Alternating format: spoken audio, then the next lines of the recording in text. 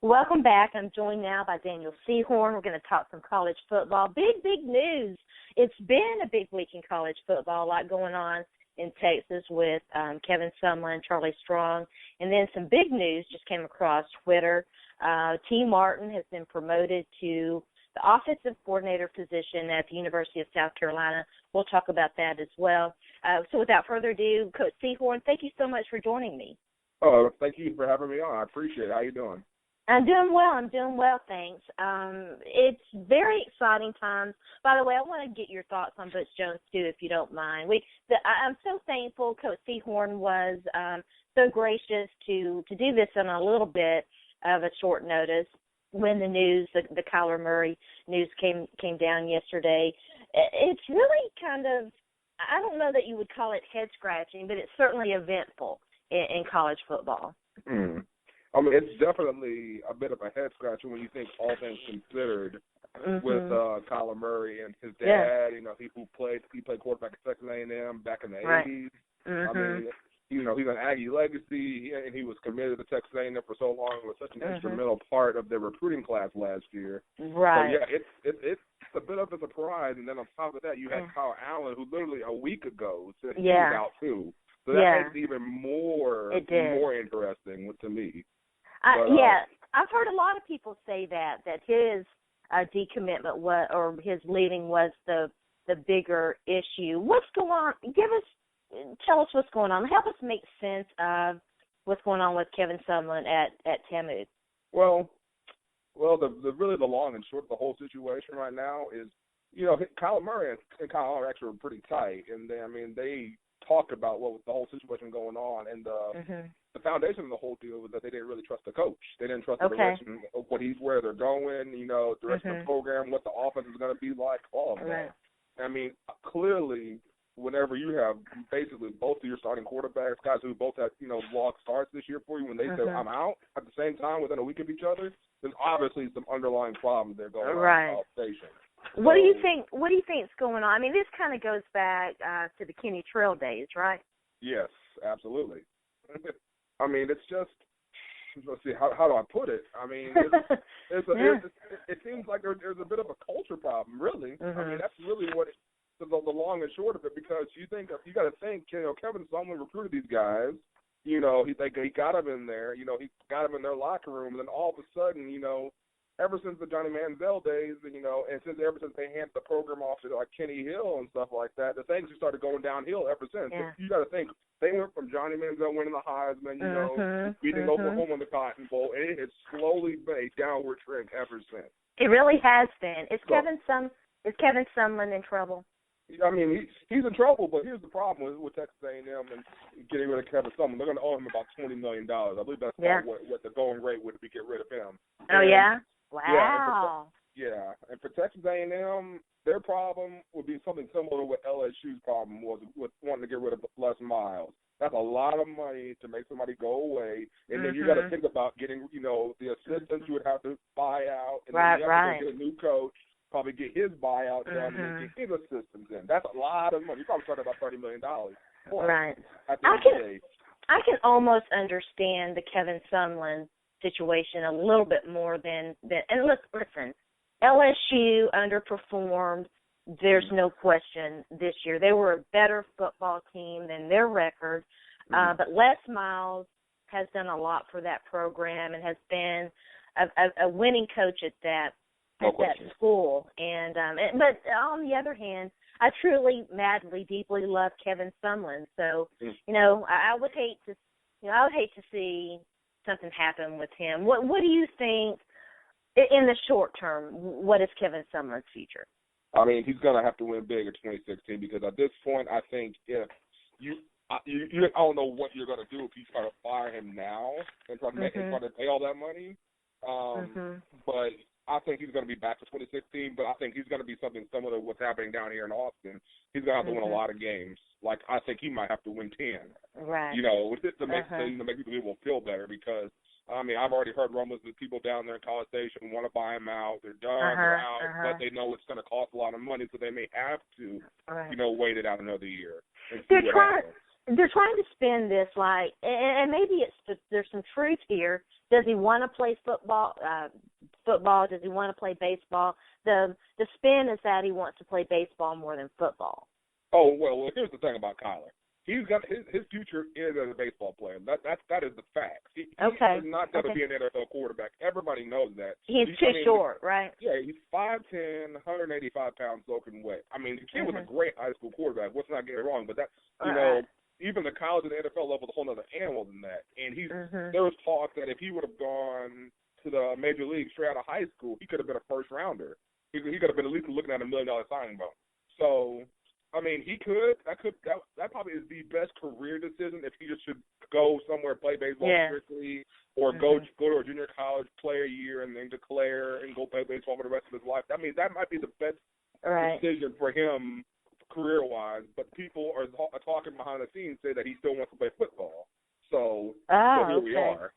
Right. It's an interesting question, and people on a couple of things about the Kyler Murray thing. I want to talk. I love Kirk Herbstreit. I love him. You know, he is probably the most attractive Nashvilleian in the city. He's not hard on the eyes, but he had something to say on Twitter yesterday that I really disagreed with. He said, basically, I'm probably going to paraphrase poorly, that is, and I don't know how old Kyler Murray is. He's 18, 19 years old, right? A young kid like that should know what he wants to do before playing a year of football, and I just don't agree with that. He's a young guy. He's trying to figure out what he wants to do. I mean, I think that we forget, you know, that double and triple athletes, that used to be more the norm than the exception. I mean, kids change their minds every 5 minutes these days, so I don't necessarily agree with him. He needs to know what he should know then. But, I changed my major 4 times in college in like the first 2 years. You know, I tell people, and it's tough. I mean, these kids are put under a lot of pressure, especially everybody has to understand the optics of how the recruiting process works these days. There's a lot of pressure on these kids, and a lot of pressure from a lot of different angles coming in on kids, and especially in his situation. You know, when he was getting recruited, you know, everybody just assumed he was locked into Texas A&M, and then here comes Texas, and, you know, and him almost flipping to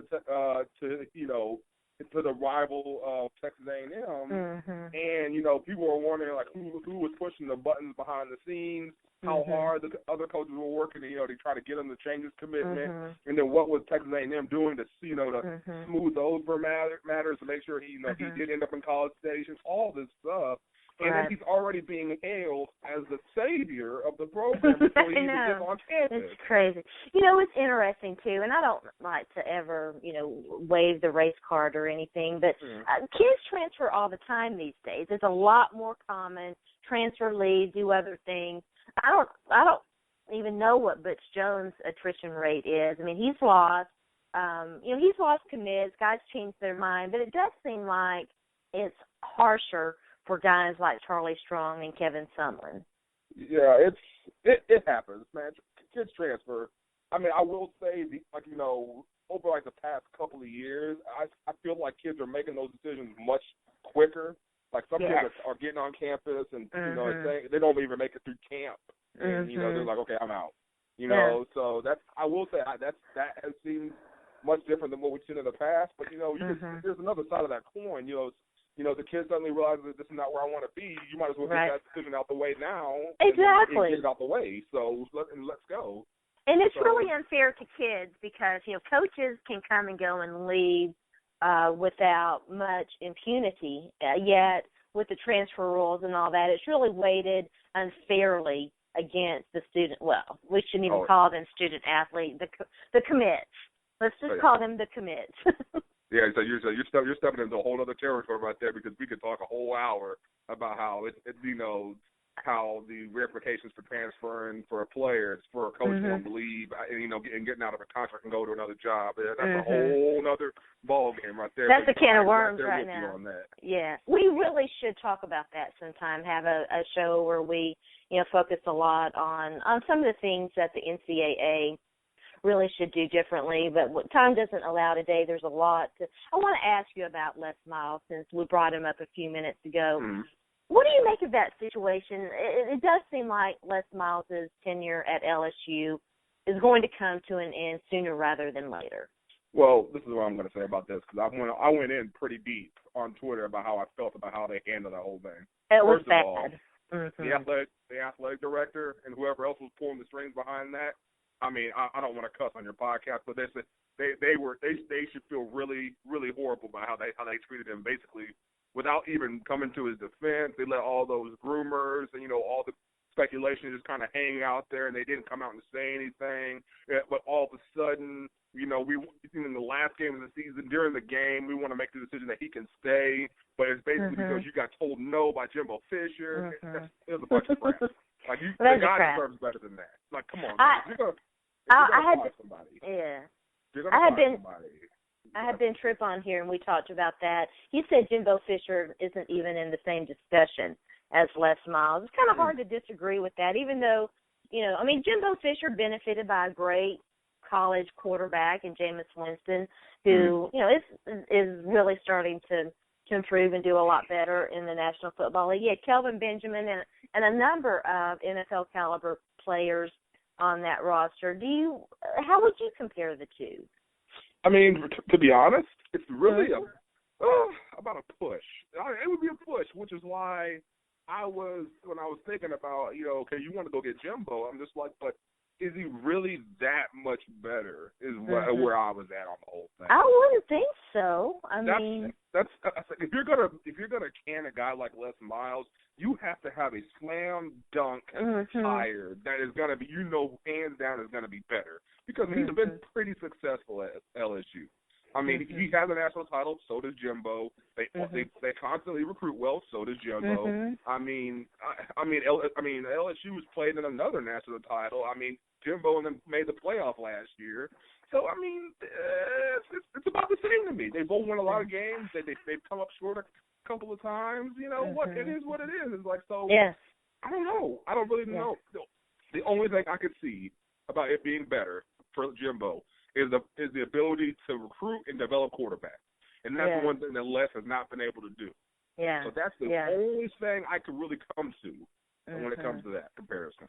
I think that's a good point. It's definitely becoming, much more a quarterback-driven, system in college. And it's always sort of been that way in the pros. We don't probably have time to talk about this either, but there is at least a discussion going on what kind of talent, is being developed early on that, makes these guys successful. Is it Kevin Sumlin or Charlie Strong who's infamous for converting his quarterbacks to safety?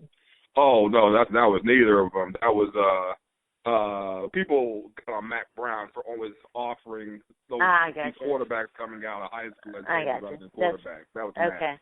So they were talking about Texas, and they threw. I got you. So since we're talking about him, I love Charlie Strong.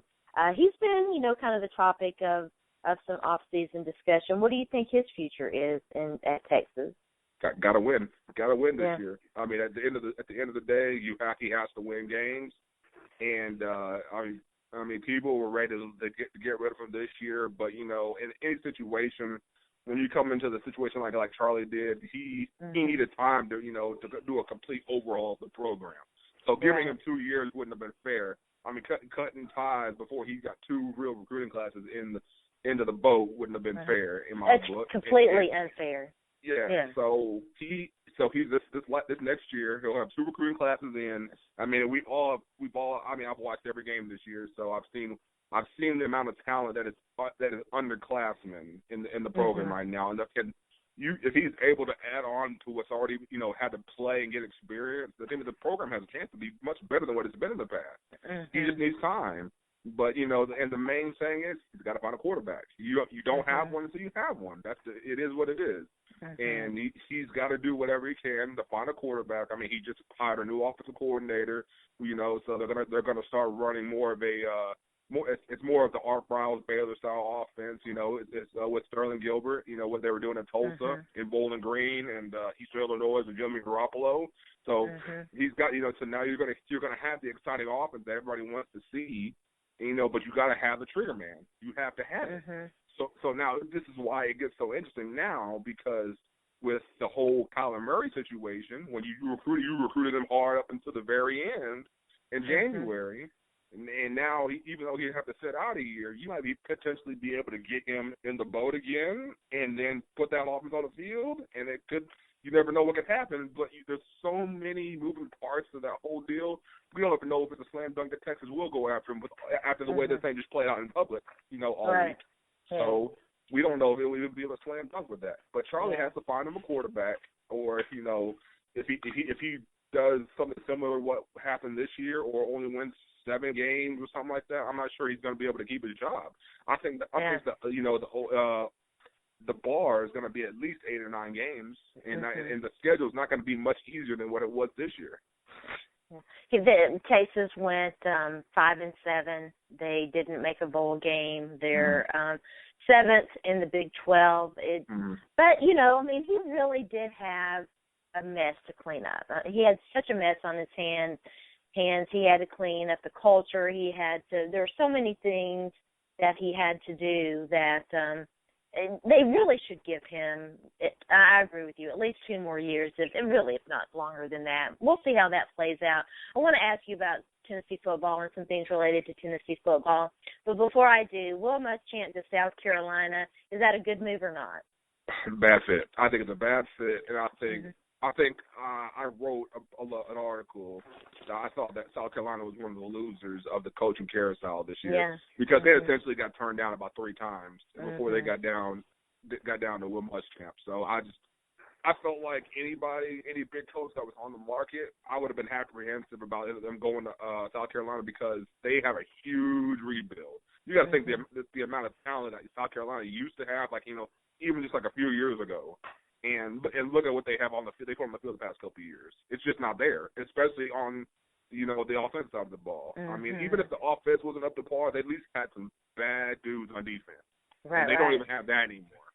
So, and I just don't know if Will Muschamp, you know, I know he's going to probably get some defensive talent in there, but he even showed at Florida that he couldn't really put good offensive playmakers on the field. So, not recruit him at least. And he definitely doesn't have a quarterback, so that's not going to help things. And then he went out and hired the same offensive coordinator he had at Florida. So I'm not sure if he learned from his mistakes at Florida. So, I think that's I completely agree with that. That was funny, and there's so many other things we could say about that. Tennessee football, Butch Jones didn't get an extension this time. He just got one last December. But Tennessee did give him a raise. Now, in all fairness, you know, he's doing a great job recruiting. Tennessee's record was a lot better than it has been in a long, long time, making another bowl game. But I'm still very much in prove it to me mode. I don't think Butch Jones has, in his staff, they have a lot of room to grow in terms of the X's and O's and the game day coaching. What do you make of all of that? Well, I think, like you said, he's been recruiting his butt off. That's one thing he can say. So the talent's going to be there. So the excuses are about to run out. And especially being over in the SEC East, which is not, you know, ultra competitive right now. I mean, coming back next year, they're going to have some talent. I mean, it's a real deal talent. So like, it's going to be 2016 is going to be a really big year for Butch. I mean, you're going to have Dobbs back. You're going to have a two-headed monster running back. You got guys out wide who can play. I mean, let's go. I mean, and you're going to have young defensive talent as well. There's a couple of upperclassmen that are going to be able to ball out on the defensive side of the ball as well. So it's nut cutting time. That's plain and simple. It really is. No, I completely agree. There's no reason whatsoever that Tennessee did not win the SEC East. That's the bottom line. And if they do not win it next year, you know, I think with the extension and everything, Butch Jones is definitely, of course, safe for next year. And I think probably after that, I think the trajectory is 2 more years, and then, you know, we'll see what happens. But if Tennessee doesn't win the SEC East next year, there's definitely something wrong. I had an opportunity to sit down with Matt Waldman, and do some scouting on their young quarterback. What are your thoughts on him? No, you're talking about Tennessee's young quarterback. Yes. Gosh, he's from Texas too. His name slips my mind. It's mine too. I know, right? That's what I was like. Tennessee quarterback. I'm gonna have to look it up real quick. And I remember him enrolling early, and I remember him. He was a guy I actually wanted Texas to look at, and maybe an offer but the thing was he was coming off of an injury from the year before. Right. And so I think they were apprehensive about it, but he ended up playing really well, and he got more offers. Texas didn't offer him, and he goes out to Tennessee, and he's playing early already. So it could have been a situation like that. That could have been your guy. So I mean, so it's a bit of a bummer, for the folks out here, but. Hindsight is 20/20, but hey, that's something that I think Texas could have ended up looking back on and we said they should have pulled the trigger on. Yeah. So it is what it is at this point. Yeah, I'm looking his name up real quick, so bear with me. I want to say it's Dormandy, I think his last name, or something like that. I forgot it. But no, you're talking about the guy behind him. I'm talking about Joshua Dobbs. Oh, you're talking about Dobbs. I thought you said young quarterback. I thought you were talking about the kid, the younger kid. Yeah. No, they've got some young talent behind Josh Dobbs, no question. Yes. But Josh Dobbs, yeah. No, Josh Dobbs I thought was a guy who was going to surprise a lot of people this year. And I actually, I do like college fantasy football and stuff like that. He was one of my guys I made sure I picked up because I thought because with the supporting cast around him, I thought he had a chance to do some things. Yeah. And he ran a lot more than I thought he was going into the year. I was expecting him probably to line it up a little bit more throwing the ball, but he used his legs an awful lot this year. So that was hey, you got to get it how you can. But, you do. I thought they should have let unleashed him a little bit more earlier on. You're not going to get any better if you're not throwing the ball, and so we'll see how that whole situation plays out. Big news on Twitter earlier, just before we started this interview, actually. T. Martin, former Tennessee, the last guy to win a national championship at Tennessee, chose the University of South Carolina. Now, he had been on the Tennessee's coaching staff, but was poised to come back, chose USC, to stay at USC over returning to Tennessee. And has really done well, at USC. He's a great recruiter. Everybody knows that. Has been promoted to the offensive coordinator position. What do you think? Is he ready? No, I don't know if he's ready, but as I say, I thought you said South Carolina. I think he's at Southern California. Yes. Yeah, but no, I don't know if he's ready. I mean, because Clay Helton, he was the play caller last year, before he got promoted and stuff like that. I've always known Coach Martin to be a rainmaker on the recruiting trail. Right. And I'm not extremely familiar with him as a play caller. I mean, and obviously, I'm not sure if Helton is doing this in a move to try to make sure he keeps him around, or is it going to be something that's just a title, or is he going to actually be calling plays? Because obviously, if he's actually going to be calling the plays, and he's good at it. I mean, he's going to be looking for, not for too long, he'll probably be looking for a head coaching job if everything goes well. Right. Because he can already recruit his butt off. He's already got that in spades. So, but I mean, we're going to see sooner or later. I think we are. We're going to. I think the big thing for USC is that they figured out, down the stretch, whenever Clay Helton took over, they figured out what they needed to do offensively. I mean, I think their biggest issue is on the defensive side of the ball. They got to get that fixed. From what I saw in that last game against Stanford. And I think they know that they're going to have to hand the ball off to young studs like Ronald Jones and people like that. Let them eat, and they're going to have to figure out what they're going to do at quarterback now. I mean, I figured Max Brown's going to be their next man up with Kessler even. Well, it's going to be interesting. I mean, they're always going to be able to recruit at Southern Cal. They never have an issue with that.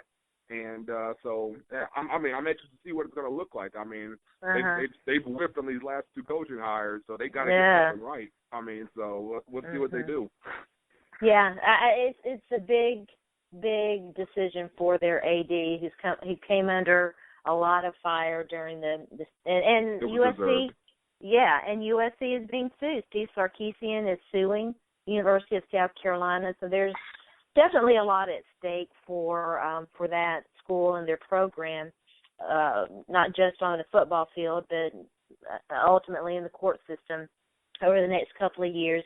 It's not a bad move if they did promote T. Martin to the position, because again, you want to keep him. You know, you don't want to lose him, and you would have to think other schools are making those kinds of offers in an effort to lure him away. Absolutely. And whenever, especially with the way the college football landscape is right now, they're absolutely trying to get as many recruiters on staff, guys like T. Martin, as they want. And like I said, it might have been just the move to make sure you kept him around, because especially as coaching staffs goes, you love continuity, and especially, I don't know who he's lead recruiter on, but that could have played a factor too. They, we got signing day coming up here, in a little bit, and you want to make sure you land the ballers come February 3rd or 4th, and he's going to be one of the main reasons why USC brings some guys in. So very curious to see.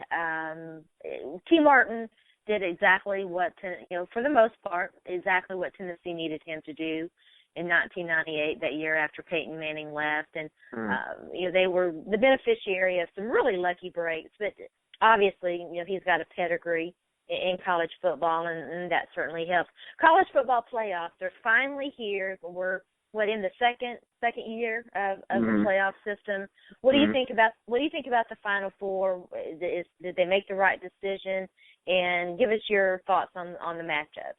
Oh, they couldn't screw it up this year. Everything kind of played out to the point where, like, 4 teams that are in it, there's no other way you could have had it. So this year they did.